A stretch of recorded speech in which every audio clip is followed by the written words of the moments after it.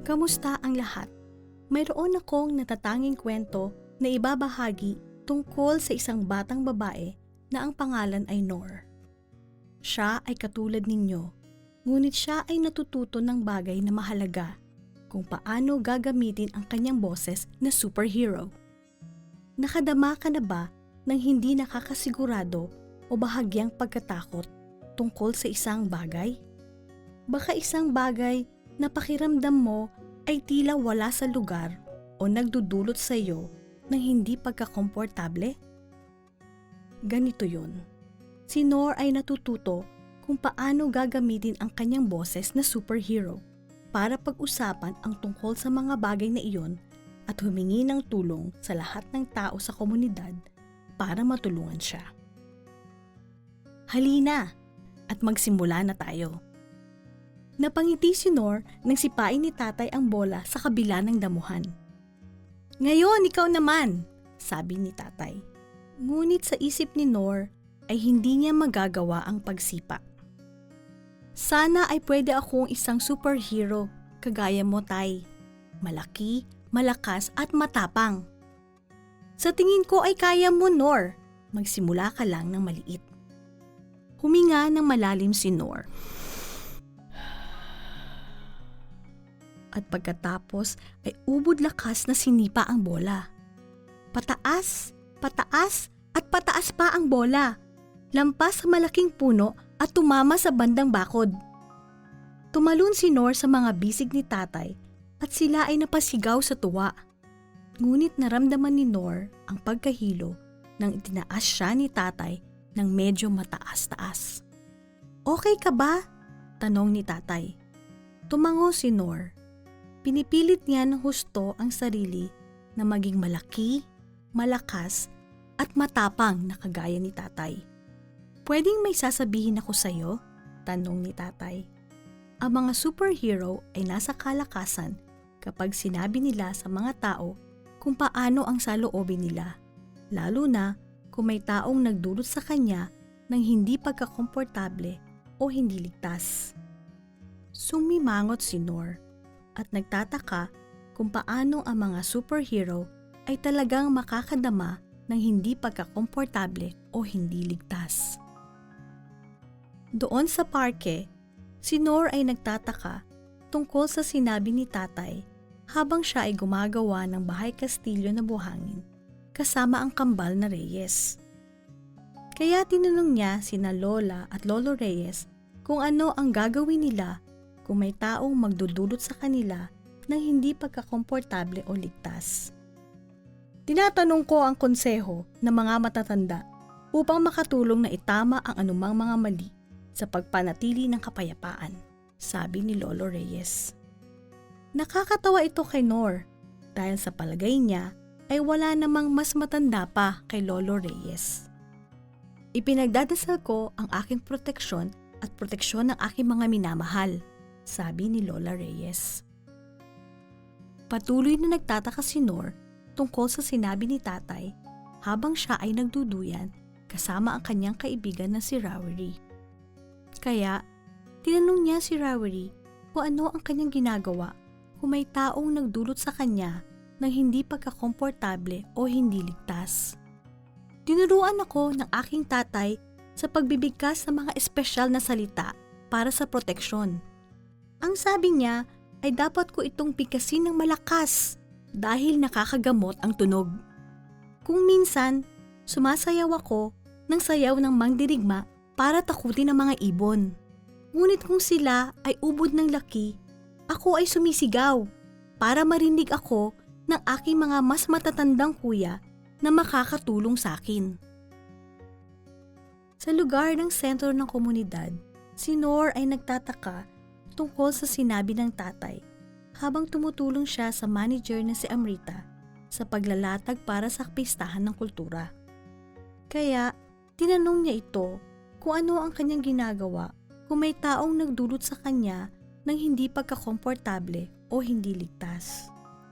"Itinali ng nanay ko itong espesyal na bracelet sa aking pulsuhan nung maliit pa ako. Pinoprotektahan ako nito sa mga masasamang espiritu. Hinihipo ko ito upang bigyan ako ng lakas kung kailangan kong magsalita ng malakas.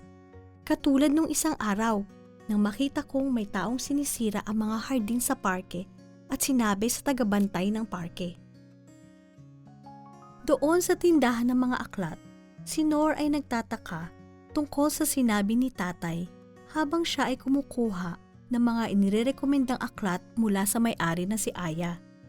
Kaya tinanong niya ito kung ano ang kanyang ginagawa kung may taong nagdulot sa kanya ng hindi pagkakomportable o hindi ligtas. Noong lumilipat na ako para dito manirahan sa bansa, maraming taon na ang nakaraan, binigyan ako ng tiya ko ng kanyang napaka-espesyal na kwintas. Alam niya na kailangan ko siya para mabigyan ako ng lakas kapag ako ay sobrang nalulungkot. At saka, kaming dalawa ng asawa ko ay magkasamang nagmumuni-muni tuwing umaga. Doon sa tindahan ng sari-sari, si Nor ay nagtataka tungkol sa sinabi ni tatay habang siya ay nakipag-usap sa kanyang kapitbahay na si Mateo noong siya ang nakabantay. Kaya tinanong niya ito kung ano ang kanyang ginagawa kung may taong nagdulot sa kanya ng hindi pagkakomportable o hindi ligtas. Sa pagitan ng masarap na pagkain at suporta ng aking nanay, walang nagpapasamang loob sa akin ng matagal. Doon sa paaralan, si Nor ay nagtataka tungkol sa sinabi ni tatay habang sila ay nagkakainan ng pananghalian ng kanyang mga kaibigan na sina Swanjun, Namazi at Siti. Kaya tinanong niya ang mga ito kung ano ang kanilang ginagawa kung may taong nagdulot sa kanila ng hindi pagkakomportable o hindi ligtas. Palagi sabi ng tatay ko na palabasin ko ang aking lakas ng loob at malakas na sumigaw hanggang sa kaya ko. Iyan ay simbolo ng katapangan, sabi ni Juan Jun. Ganyan din ang sabi ng aking nanay, sigaw ni Siti. Sinasabi ko ang lahat sa aking nanay at ate, lalo na kung masama ang aking loob, sabi ni Namazi. Alam ng ate ko kung paano magpakatatag sa mga taong hindi mabait sa akin. Doon sa palaruan, si Nor ay nagtataka tungkol sa sinabi ni tatay habang siya ay pinapasalamatan ni Coach Kira at ang kanyang mga kaklase dahil sa magandang pagpractice ng larong football. Nung tumalikod si Coach Kira, sumigaw ang isa sa mga kaklase ni Nor ng "Mga halik para magbunyi!" Ngunit ayaw ni Nor na mga halik para magbunyi. Sinubukan niyang magsalita, ngunit walang lumabas sa kanyang bibig.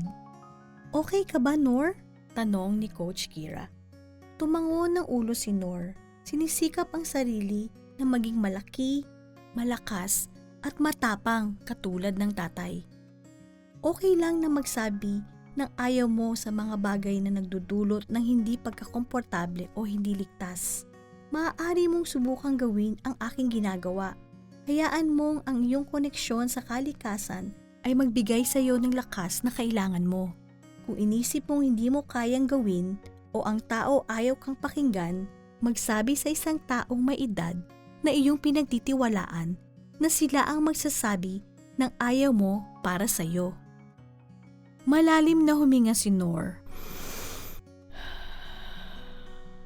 Tinatandaan ang lahat na tinuro sa kanya ng komunidad. Katawan ko ito at ayaw ko ang sabi ko. Ang ilang mga mag-aaral ay napatitig na may paghanga sa napakatatag na Nor. Malaki, malakas at matapang. Sa bahay, si Nor ay hindi na nagtataka tungkol sa sinabi ni tatay habang ikinukwento niya sa mga magulang ang nangyari. Ang boses ko ay kasing lakas ng boses mo, tay, at pakiramdam ko ay napakalaki, malakas at matapang ako.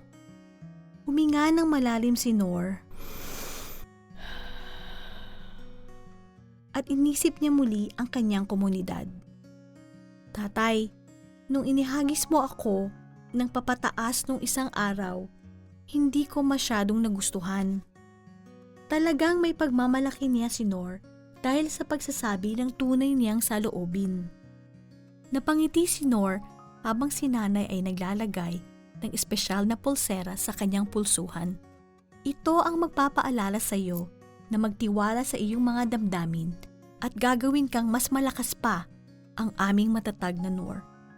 At tandaan, kahit malaki, malakas at matapang ka na ngayon, palagi kang makapagsasabi sa amin kung may magdudulot sa iyo ng hindi pagkakomportable o hindi ligtas, sabi ni tatay. At ganun na lamang nanumbalik ang pagkapayapa ni Noor. At diyan nagtatapos ang aking boses na superhero. Sana ay makakatulong ito sa iyo na maramdamang pwedeng maging superhero ka at kausapin ang mga mapagkakatiwalaan mong mga may edad sa iyong buhay. Sakali mang makadama ka ng hindi pagkakomportable, ikaw ay matutulungan nila na makadama ng pagiging ligtas. Para sa mga may edad na nanonood nito, kasama inyong mga maliliit na bata, kausapin sila tungkol sa paggamit ng kanilang boses na superhero. Kapag may tiyempong ang bagay-bagay ay wala sa lugar. Pakinggan ang sasabihin nila, ipaalam sa kanila na okay lang ang magsalita at palagi makakalapit sila sa iyo para sa tulong.